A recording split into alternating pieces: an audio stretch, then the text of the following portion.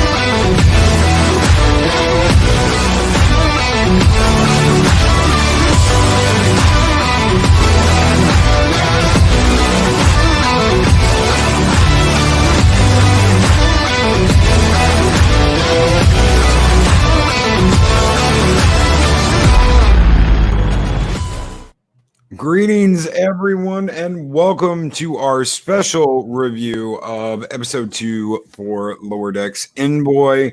How is everyone out there doing this afternoon? We have a great panel here today. We have Mr. CCDV, Rambling Canuck, Purple Valkyrie, Positive Candor, and the one, the only, the master of disaster, the mother of destruction, Captain Trek. How are you guys doing today? Doing good. Doing good, thank you. I'm happy. I'm sorry that you guys are really angry, but I'm happy.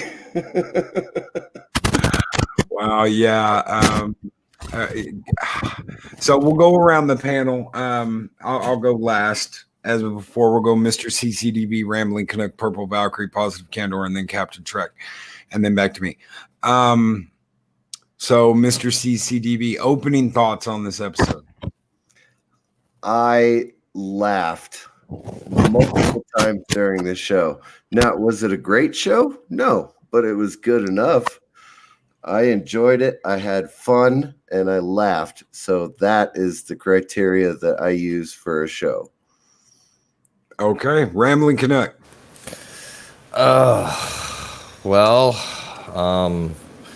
It had a okay intro, and the credits were good. All right, Purple Valkyrie.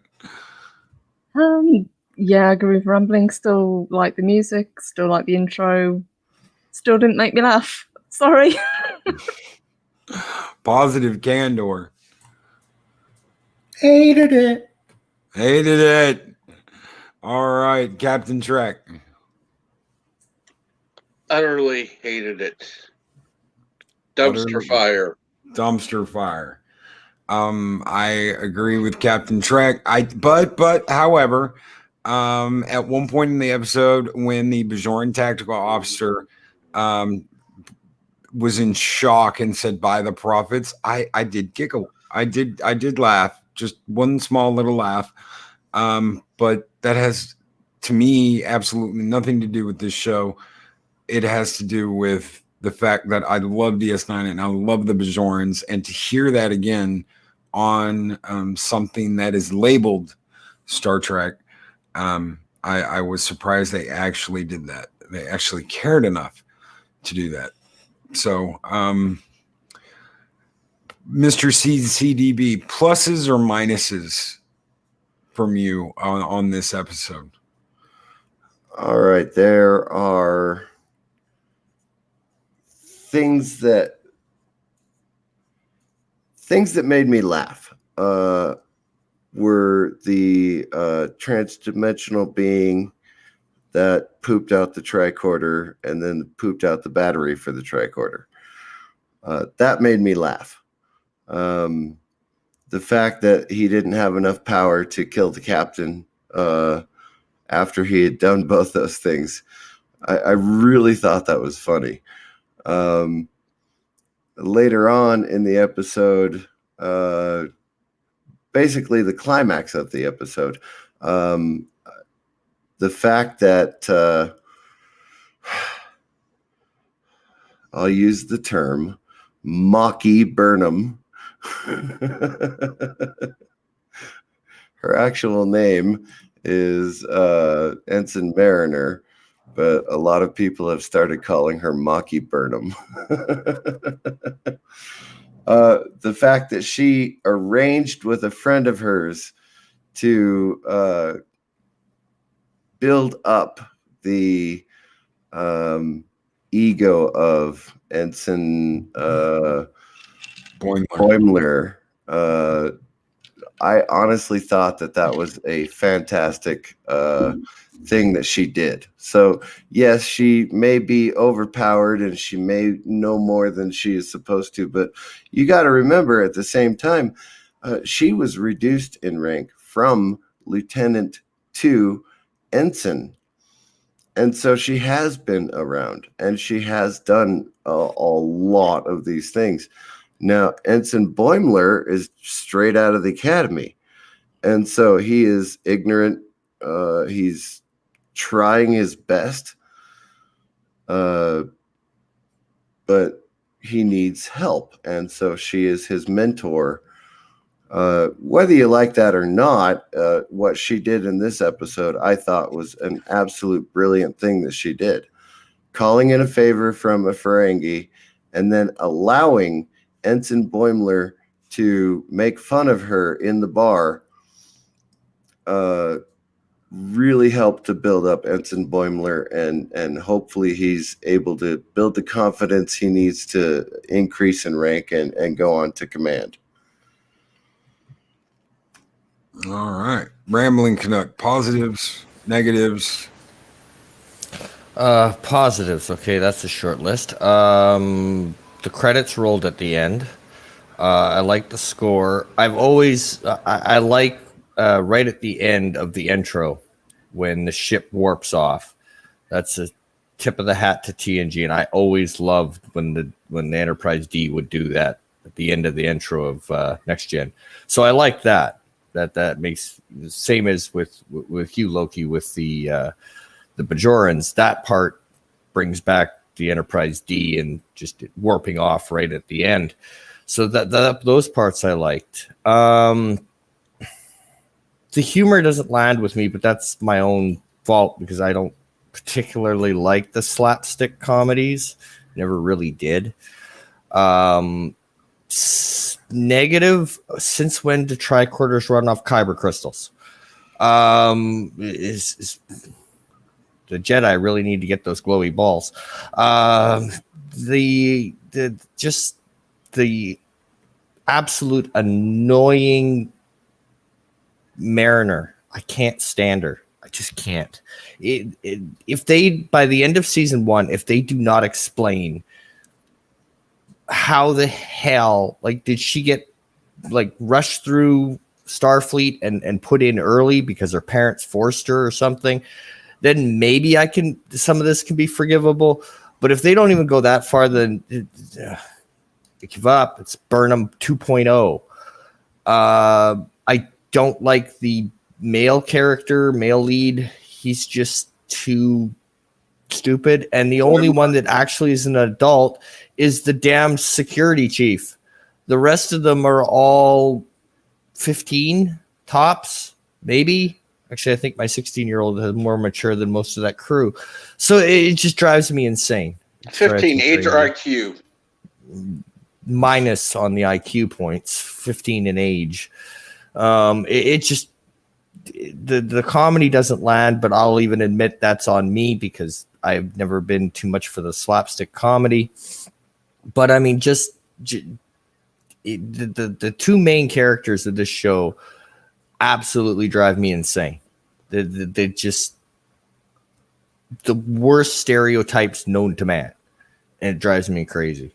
That's about it. Purple Valkyrie. The music's still good. I still think the environments are very well done, especially when you see them, especially the space. I hate the two main leads, the same as the other guys. They're still intensely irritating. I am slowly warming to Tendi and Rutherford, though. I think their story in the episode was more interesting than the main plot that was going on. Again, I found the pacing to be too quick. I know it's only like a 20-minute cartoon, but they're basically on a chase across a city trying to find the Klingon, and it was just situation after situation after situation with loads of jokes trying to land, and a lot of them just didn't. Yeah, and I still didn't find it funny. But it was nice to see a lot of the different races. They at least threw in more aliens. We got to see Andorians, we got to see Klingons. That was cool. Borg. Ferengi, exactly. Human. Yeah, no, it's still not grabbing me, unfortunately. All right. Positive Candor. You actually liked the first episode. What did you think about this one? Minuses, negatives, or minuses and negatives. Negatives, positives. Well, I'm gonna change after seeing this second episode and the total perfectness of Mariner, Burnham 2.0, whatever you want to call her. Yeah, this show is now negative infinity, basically, as far as how stupid it is. There's nothing. I mean, Rutherford and Tendi are the two best characters on the show. Okay, but they're unfortunately not the main characters. Boimler and Mariner, who is the worst character by far, are the primary focus, and Rutherford and Tendi are basically the B plot in each episode, and that is a severe detriment, because Rutherford and Tendi's stories, I do actually like them more than Boimler and Mariner, but it's just not enough of them. They're barely in the episode. So it's just, and I did not think they could make a character more perfect than Burnham, but obviously they have with Mariner, and so that just really detracts the show for me a ton. So to me, it's just basically almost all. There's just way too much negative from mainly Mariner, and Boimler is a super soy boy if I've ever seen one. And it's. I gave this. I wanted to see how episode 2 was, and everybody was saying it was way better than episode 1, but to me it was way worse. Just because of Mariner's perfectness, she knows everybody. Obviously, in the frickin' galaxy, is her friend that she can just call up at any time to get her out of trouble. And it's getting to be a trope that they're gonna obviously use over and over again. To me. Okay. Captain Trek. Well, positive is still going to be the music. That's it. That's it. That's it. All right. I could say, okie dokie. That was fast. I don't know why you guys are praising the music. To me, it's a Orville ripoff. This music. See, I want to listen to the Orville. I want to listen to the Orville music again before I say anything about that. So, Thank you for pointing that out. I'm glad you did. I'm going to check out the Orville again, listen to the music, and compare the two. I'm just trying to find a picture. As far as music goes, it's not Faith of the Heart, so they're on the right path. Yeah, that's true. That's true. The negatives. Oh God. Yeah. Well, the one guy everybody seems to like, the cyborg. Well, first of all, why? He's kind of an idiot. Says okie dokie to everything. Just kind of irritating. And yeah, it's not a good show. I mean, the jokes are lame. I didn't laugh once. Not even smirk. And personally, I thought the prophets thing was insulting, because I think they're using these tropes that oh hey, Trekkies know this shit, so hey, we'll just stick it in because that'll make them happy. No, I see your point. I see your point. Okay. The way the character arcs in this show so far have worked for the first two episodes has been Boimler and Mariner are the A story plots.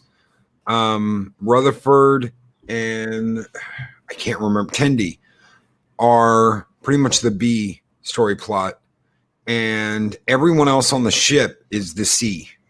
They're fillers. They're there to do whatever, interact with the A and B team. And then you've got guest stuff like all the aliens we saw. They are visually trying to appeal to Star Trek visually. You've got a Klingon that looks like a Klingon. You've got Andorians and Ferengis. You've got these aliens in the show that look like they are supposed to look. But are they acting like they should? Well, the Ferengi did. The Andorians, you could say whatever. You didn't even get enough time with the Andorians.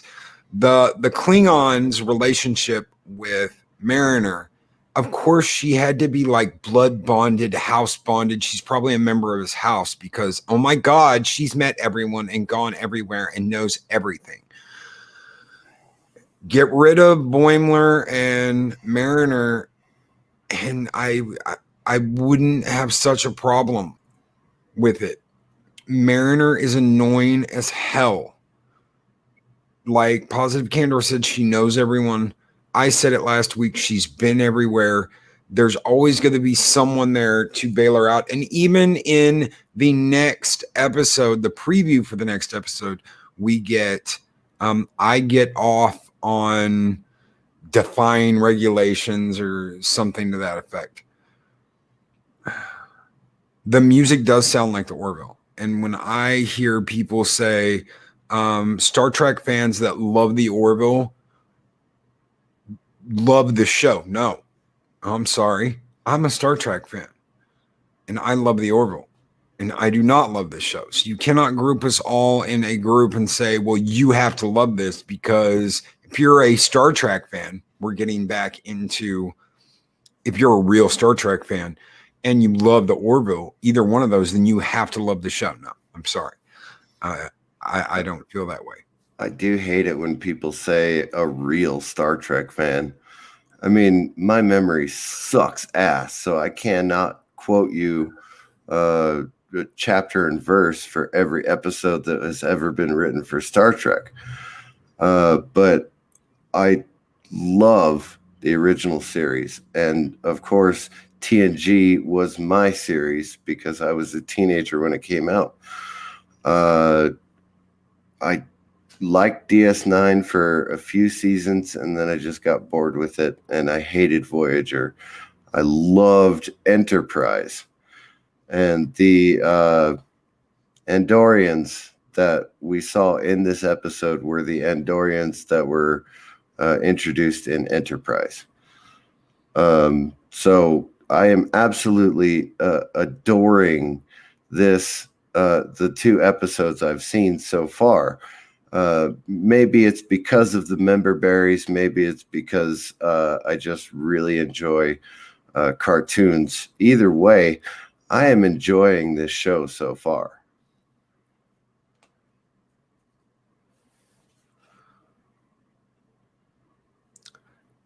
Canuck, what do you think so far about this show? The last 2 episodes. The last 2, well, I wasn't gonna watch this, and then you said, you know, if you want, you can come up with a panel. So I went #blame Loki, and then I watched the damn show. So it's all your fault. And Always. Mr. CCDV, I know what you're, you know, it wasn't that long ago that I was in your position several times, because I was with the fool who liked Picard. So I get where you're coming from, and it feels very weird to be on this side of the aisle. Congratulations, you're in the majority. I'm in the minority.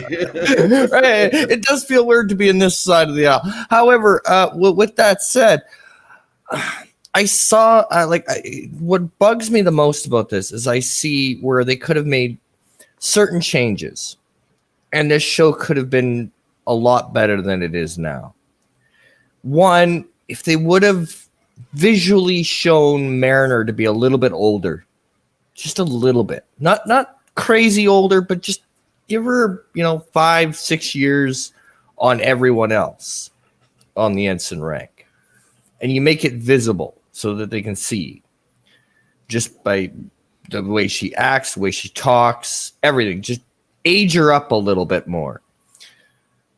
And then she's, the person that they're trying to portray her to be. And then her being everywhere and experiencing all this stuff would make more sense, and it wouldn't be so irking. And give the male main lead at least, half his balls back. And that would be nice. And I think another thing that would have really made this a lot better is if your lower decks characters are the goofy off the wall characters, but the bridge crew are adults. And so far from what we've seen from the bridge crew, they're no more adults than the lower deck staff. The only one that shows that they're anywhere near adult mentality is the chief of security. That's it. The rest of them act like 15-year-olds. They talk like 15-year-olds. They act like 15-year-olds. It drives me nuts because there's only one adult on that whole ship. Mentally, there's only one adult on that whole ship. Even the captain is just completely loopy. So with a couple of little twerks, they could have had something really, really good. However, they decided to go full Looney Tunes, and it's just, no, this doesn't work. Go away. It pretty much sums up my thoughts. Oh, really quick, I'd like to answer this question. Chris Perza says, Loki, so what you're saying is that the crew of the Cerritos are plot devices for the main 4 characters? Yes, that is exactly what I'm saying. They are set pieces, and they are there to be used at the main character's expense, whether that is to make the bridge crew look stupid, like Canuck was just saying, or whatever they need them to do. The bear pack that we saw today from the security chief, all of that is there as sets for the A and B teams, the A and B cast. Purple Valkyrie. Yeah, I'd agree with all that. If there was a crisis, the Cerritos would be the absolute last ship you'd call in to help, because they'd be useless. Yeah, I think if Mariner was a little bit older, as she should be, if she's been demoted so many times, and she was a little bit more jaded about it, I think that would work better for her character. but she's so hyper and preppy and arrogant. She just knows everything. She knows everyone. She can get out of any situation. Even when he's sitting there saying, I'm going to leave, I can't do this, she just pulls a plant off the wall and slaps it on his leg and says, here, this is a numbing agent. Really? Isn't it? It's just a random plant you pulled off the wall. So she just irritates me. And the male lead, he's completely ineffective. So I'd rather that the B crew, Tendi and Rutherford, be the main characters, and the other two take the back seat. But it's not going to happen, obviously.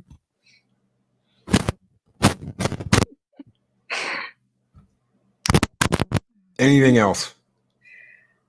Not really. No, I keep hoping for it to get better. But seeing the preview for the next episode, I don't think it is. No. So it's just going to keep going along. And I still don't think they've released the rest of the episodes, have they? We've still only got the 4 listed, even though there's supposed to be 10. Yeah, we've only got the 4 listed, even though there's supposed to be 10. I did see a review where someone said they watched all 4 episodes. They were given access by CBS All Access to watch all 4 episodes. Well, CBS did just make the first episode available on YouTube for the American audience, free to watch. It's still not available overseas, but it's on their website, YouTube channel, apparently. I'd like to address Life with Matthew's comment, if Which you one? don't mind. The one you've got highlighted right now. Yeah. What he said is, but that kind of character could have worked if Mariner was part of the old guard training a wet behind the ears ensign, but that's not what we got. Here's the thing with that is, I've stated this before. I did go to West Point Preparatory School. I did not actually go to West Point, which is why I'm a, senior non-commissioned officer instead of an officer. But I've trained lieutenants, and I have known people. In Mariner's case, she was a lieutenant, and she was demoted back down to ensign. Now, that may be nepotism because her father is an admiral, her mother is a captain. But in this case, she was a lieutenant at one point. And so that is 03 in the Navy, which is what this goes through. So she was, she has been on several ships. She has a lot of experience, and she is not perfect, although a lot of people think she is, but she's not perfect. And I see that in the small details that are never shown in these discussions. So I don't really know how to express that when someone has that much experience and is demoted and is still willing to be a mentor, how that is absolutely necessary in, this isn't strictly a military organization, but it is absolutely necessary for lower enlisted and lower officer ranks. Does that make sense? Yeah. Yeah, no, I know what you mean. I think that the thing with me is they are supposed to be around the same age, and he just got out of the academy. And like, what's her name? Eddie. I can't even remember her name. The Orion girl. Tendi. Tendi. Thank you. Tendi. You've got her and you've got Boimler, who seem to be fresh out of the academy, and you've got Mariner and Rutherford, and Rutherford's obviously got some experience doing what he's been doing because he was on the ship before they ever got there. So was Boimler, though. So I see what you're saying. I don't even know if they thought of that when they were doing this. They Because I mean, just made her even perfect. even in this episode, it's stated right there on screen when he's questioning her about how she knows all this stuff when they're on the planet. He's like, "We're basically the same age." Well, that doesn't add up if she's got so much more experience. Well, when did she graduate from the academy? How long has she been out of the academy? And how early did she go in?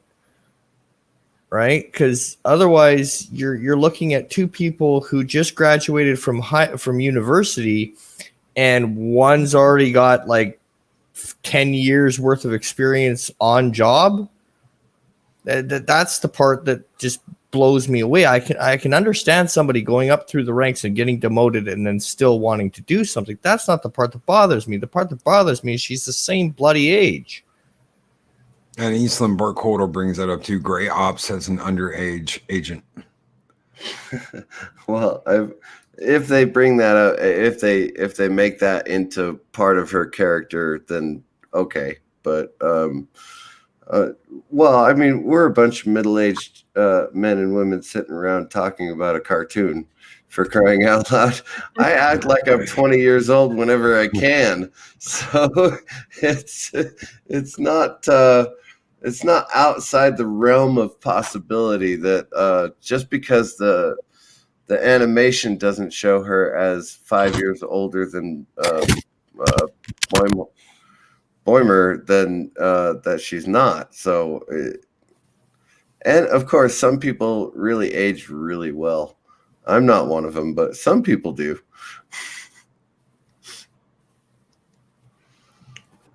So if you guys had the reins of this show, if you were controlling the show, any changes you would have made before it comes out, and we'll go around the panel again one more time. So Mr. CCDV, any changes you would make before this show went live with the plot, with what the characters, anything you would change right now in 2 episodes in? I would change some of the writing for the first and second episode to explain how Mariner is so experienced in Starfleet. Because right now it just looks like she's a Mary Sue because she's an ensign. So I would change the writing just a little bit to explain that she'd been serving on 3 or 4 ships before she got onto the Cerritos. So that is what I would do, just to give her a little bit of backstory. And again, we're only 2 episodes in, so we may actually see Mariner's backstory at some point. Hopefully during this season, if they greenlight a second season. Of course, I've enjoyed these first 2 episodes, so I'm willing to watch a second season. But that's what I would do, is flesh out Mariner's backstory. Okay, and Chris Persia says, I think Mariner is meant to be a delusioned female version of Wesley. That could explain her knowledge if she grew up in a starship alongside one of her parents prior to enlisting Starfleet. I think it's implied in the first episode that she's always been with one of them. And yes, then her father is an admiral. Her mother is a captain. So you have to assume that she did grow up at least on a starship or on a Starfleet base. And she says something in the first episode that I think kind of goes to that. She says everything up above the lower decks is complete crap. She doesn't say that exactly, but she pretty much says that when they're looking at the mat. And don't worry about that. Why do you want to be in command? They all are stuffy, and they all are this, and they all are that. You don't want to be that. And that is because she was pulled out of command. For whatever happened, whatever she did to get demoted, which they have not gone into yet, it burns her ass that she is not still a lieutenant or of higher rank. That is why she is acting out. That is why she constantly talks crap about the command. That's why she gives her mother and her father such hell, is because I think anyway, she is severely pissed. She is an ensign and she got demoted. Whatever happened, she believes it was unfair to be demoted, in my opinion, so far anyway. Canuck. All right. For me, the changes would be pretty simple. One, the bridge crew would act like they have half a brain and act their age, not their shoe size. And that would give you the dynamic that you're talking about, where Mariner says, well, all the bridge crew are stuffy and stuck up. Then you get to see the bridge crew and they're anything but. They're just as goofy and zany as the lower deck characters. So it doesn't translate. It's said that this is the case, and then it's not the case. So for me, that would have been one of the major changes, was your bridge crew, your captain, your first officer, your chief of security, the anybody with any rank acts their age, not the shoe size. And then the lower decks characters can be goofy. And then the other thing I would have done was either aged Mariner just a little bit so that you can see that she's got experience under her belt and that she's an ensign, not because she just got out of the academy, but she's an ensign because she done screwed up and she's paying her penance now. And at least given some hint to what happened in the first episode, so that you kind of get an idea, so that, yeah, okay, when she says, I've got a blood oath with a Klingon, really? You're just out of Starfleet. What the hell? How do you already have a blood oath with a Klingon? But so for me, I would have done a lot more of either explaining how Mariner got her experience or aging her up a little bit more, not only just in physical appearance, but mentally, because she acts just as juvenile as everybody else in the lower deck. So she should have, if she's had all this experience, if she's had all this other stuff, she should be a little bit more mentally aged than what she is. And I think that would have majorly changed the perceptions of the show. And I would have made the male lead a little bit less like he probably needs help tying his own shoes. Just saying. Yeah, that would be my major changes. All right, Purple Valkyrie. For me, I'd like to see the characters developed more, definitely. So since they've split them up into pairs anyway, maybe alternate episodes, spend like episode 1 with Mariner, can I pronounce his name? Volomir, whatever he is. I hate that name. And episode 2 could have focused on Tendi and Rutherford, just so we kind of get some backstory to each of these characters, since there's no crossover with them. It seems to have separated the two sets of characters. I'd like to see. I'd like to see the main bridge crew be more competent, definitely, especially the first officer, because he's an idiot, basically. Every scene he's been in, he just screams incompetent. And the cast and characters, they just don't gel together. Even though this is a really big ship, you know, security doesn't really have anything to do with the bridge crew. The bridge crew doesn't have anything to do with engineering. Medical crew, it's completely separate. There's no kind of overlap. So just to see the characters working together more, I think that would be more interesting, just to kind of develop the relationships on the crew.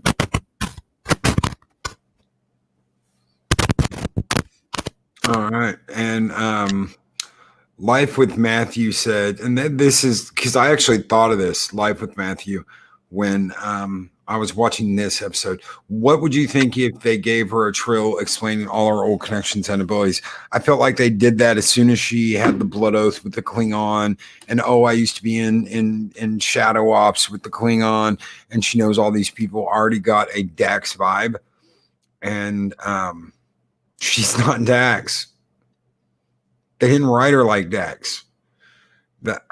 She's not Dax, and I really feel like they are trying to do everything they possibly can to get people to like this character, and I think they're trying way too hard. Positive Candor. Anything you would change? Yeah, I would cancel it immediately. That's the first thing I would change.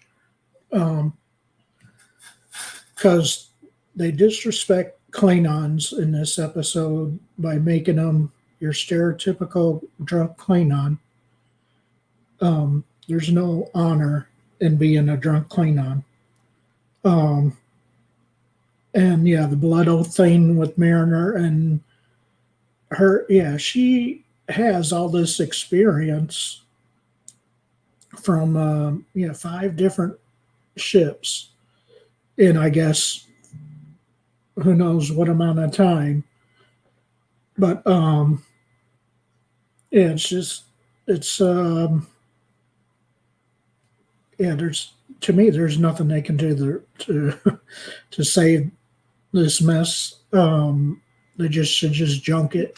I guess since they got the 4 episodes named, I would stop right after 4. I'm not I wouldn't even bother going to number 10 right now. They should just yank it off the air to me. All right, Captain Trek. Where to begin? Yeah, cancel it. I'd like to see the warp core just blow up and just kill everyone on the ship. There isn't anybody worth shit. The security guy's good, but everybody else. And, we've seen incidents before. We've seen acting incidents before. These are more like cadets. Raw cadets. This is not a cadet review. They are supposed to be graduates of Starfleet Academy. They're idiots. They wouldn't last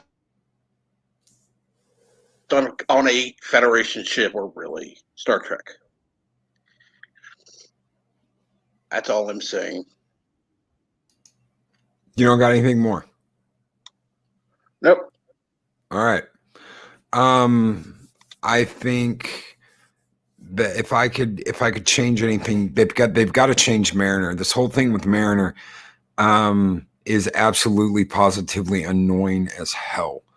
I understand your point of view, Mr. CCDV, but she's not much older than Boimler, and they've never explained how she has seen all this. If she was on a ship, then she could say, I've lived on a starship all my life. I've been around the galaxy. Someone earlier, I think it was Revan, said that she was demoted 7 times. Is that what they say in the first episode, that she was demoted 7 times? I've watched that episode 3 times, and I don't recall that line. She did serve on 5 different ships, though. She did serve on 5 different ships, and so okay, it is animation, so maybe they drew her to look younger than she is. But in this case, because of the nepotism that goes along with having an admiral and a captain as parents, I could see it that she served on 5 different ships and was demoted 7 times. I could see that happening, and I have actually seen that in real life. If she is No. if she is that bad, though, that she's been demoted 7 times. Yeah, that's way too many. Well, the thing is with the people that end up in that situation, the people that end up in that situation in any, it's not a military organization, I know that, but an organization that's structured similar to a military organization, they really do become jaded and start thinking of their life and their service as a joke, although they still have the wherewithal to be a service-oriented person. And so based on her parentage and the fact that she had to have grown up in at least on a Starfleet base, most likely on a ship as well, multiple times. The fact that she has that history, I would love to see that delineated in at least 1 or 2 episodes. All right. Well, I think that to me the major problem here is she's so jaded that she is not going to stop acting the way she's acting until she has what she wants, and that's her rank. While she's an ensign right now, everything above the lower decks is shit. There's no point in any of it. All these people are screwed. They're jaded. They're messed up. You don't want to listen to them. You want to just do your own thing because she's being a spoiled little brat. Does anybody disagree with that? No, I don't. No.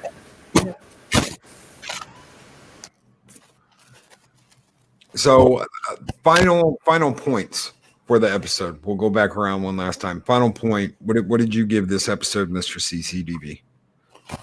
Again, I gave it a 6 out of 10. So the last 2 episodes have both been 6 out of 10. Better than not good, but not great. Just it made me laugh, and I enjoyed watching it. All right, Rambling Canuck. I gave the first one a 3. I'm giving this one a 2 because it's starting to annoy me even more. Purple Valkyrie. Episode 1, I gave a 2. This episode, I'm going to stick with and give it a 2. It's not getting any better, and it still hasn't made it back 2 episodes in.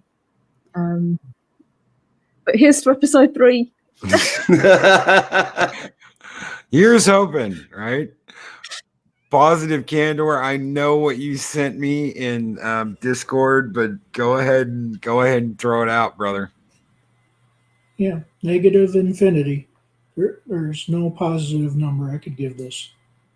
None at all. All right. Captain Trek.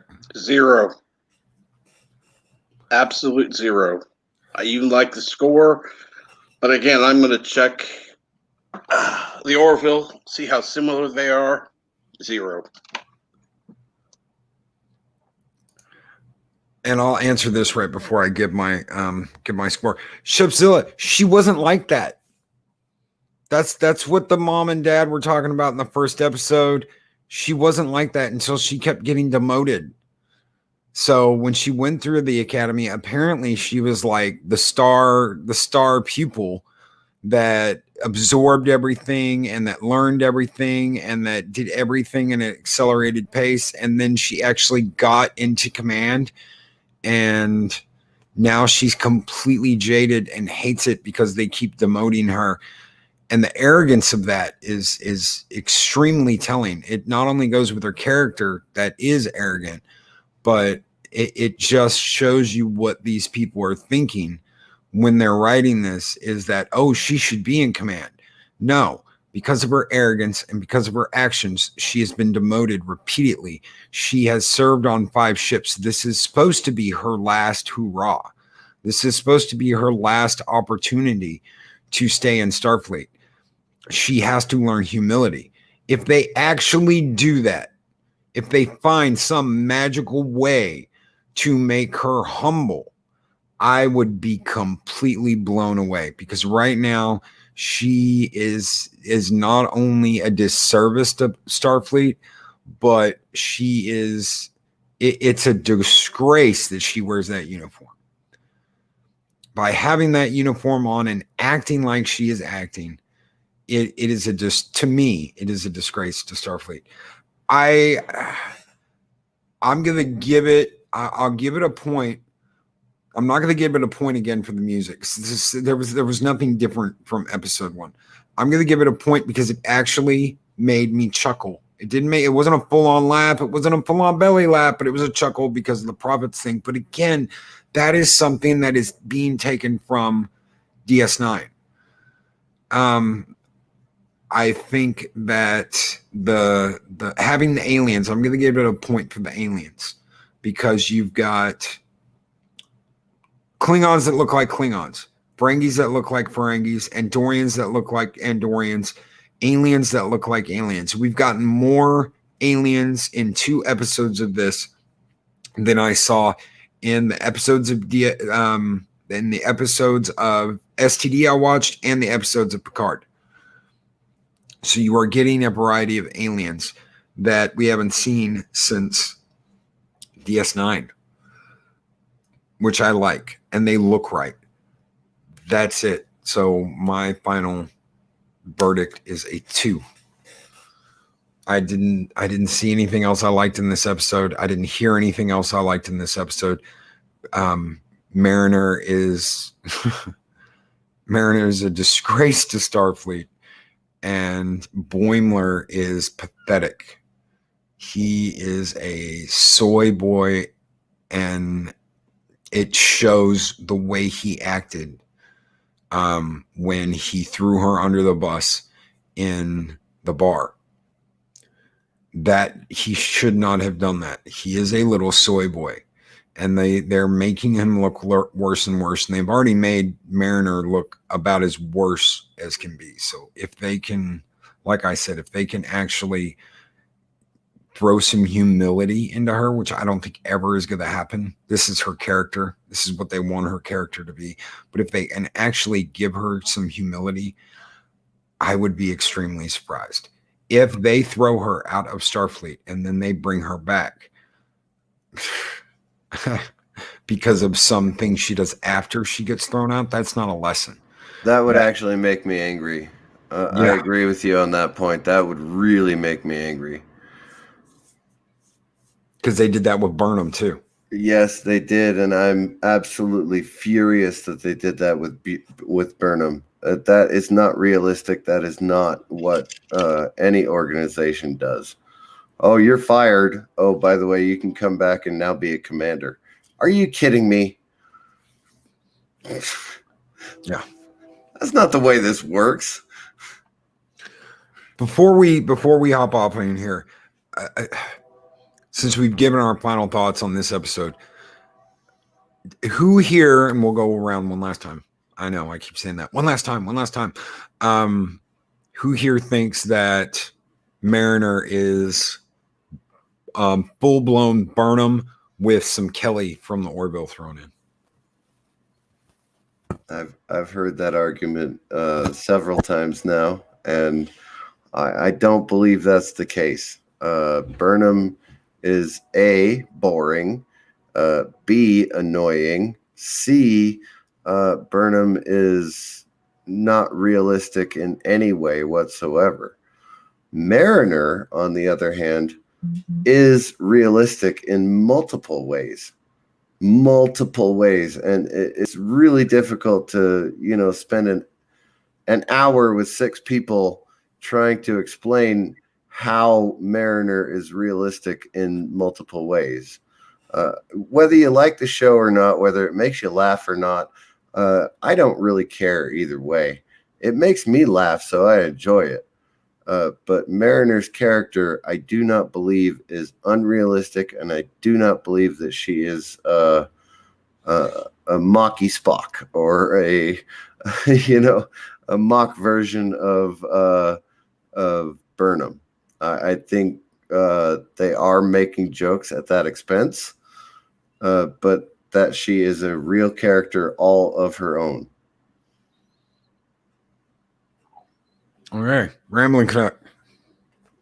Well, I can only speak to half of that question because, well, I wasn't really a fan of Orville. So I don't know enough about the secondary character you mentioned to be able to make the comparison. However, for Burnham, she's eerily getting there. She's not there yet, but she's eerily getting there. And that's what's annoying me about this series, is what goes into my head every time she opens her mouth is, did you not learn from Discovery? Did you not learn from Discovery, you idiots? And it's just, she's not there yet, but she's getting there. Purple. Yeah, I can definitely see where you're coming from with that. I think they did take on board how negative people are towards Burnham and how much hate there is towards her. And they tried to make Mariner a little bit more likable and a little bit more relatable, but she's still intensely irritating. I think the thing is, I don't see the character having any growth. I don't see her having an epiphany and realizing that her behavior is, detrimental. I just think she's going to carry on being the way she is. She's going to be the best at everything. She's going to keep putting Boimler down. She's going to keep, undermining the command. And I think it's just going to be played off for laughs. All right, positive Candor. Yeah. I don't know what else to say. Okay.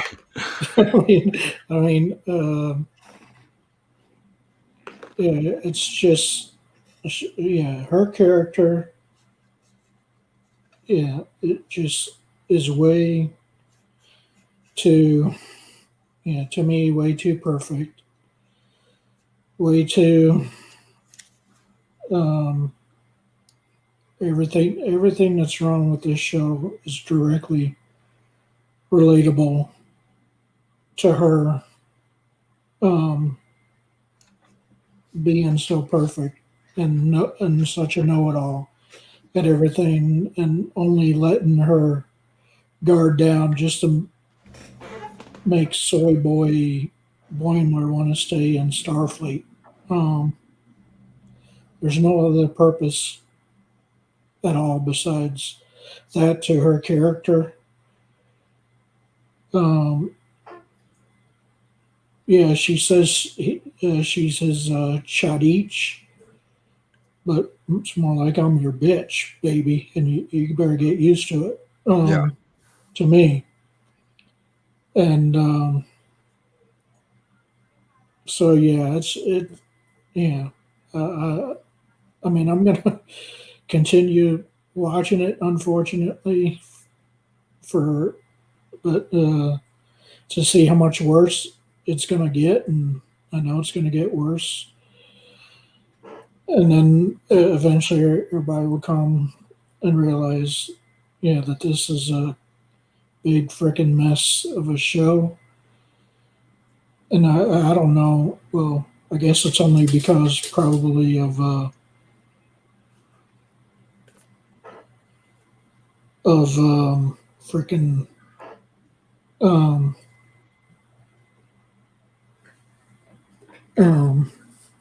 Kurtzman that this even got to be on the air in the first place, if you ask me. Okay. Captain Trek. Yeah, I'm gonna have to agree with you on that one. The character is just too no. So like, She's wrong, and it's a bad character.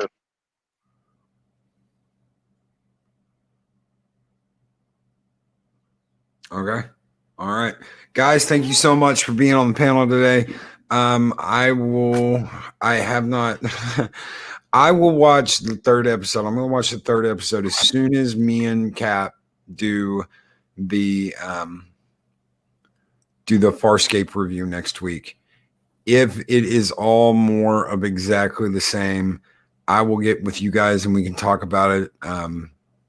We may do it, we may not. I don't know. It depends on what's all in this. If it's just more of exactly the same and it looks like that's all we are going to get, maybe 2 more of these. I don't know yet. I don't know. If it's not worth the time to do it for me, I enjoy talking with you guys about this. I appreciate you being on this panel. I appreciate you taking the time to do this. But if all they're going to do is a rinse and repeat of the last 2 episodes over the next 4, then all we're going to do is, at least for me, all I'm going to do is sit here and say the exact same things over and over again. And I don't see how that's interesting.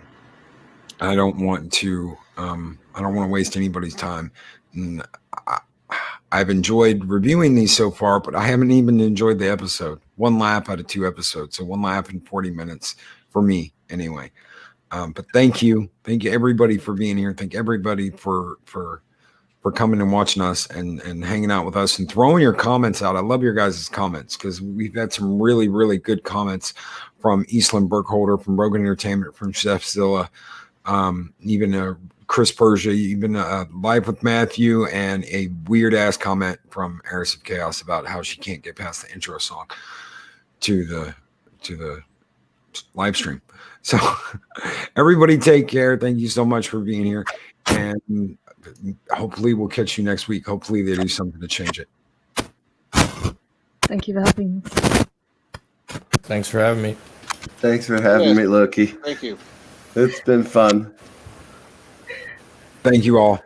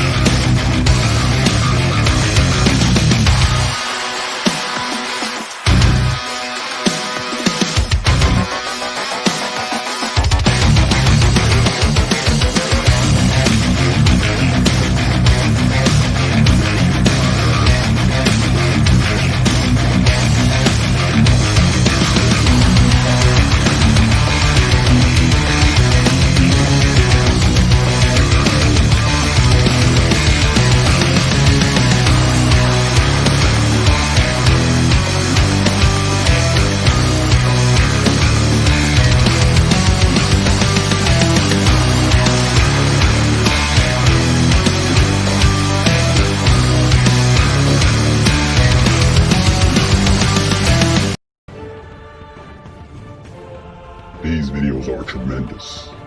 Like, comment, and subscribe, and hammer that notification bell.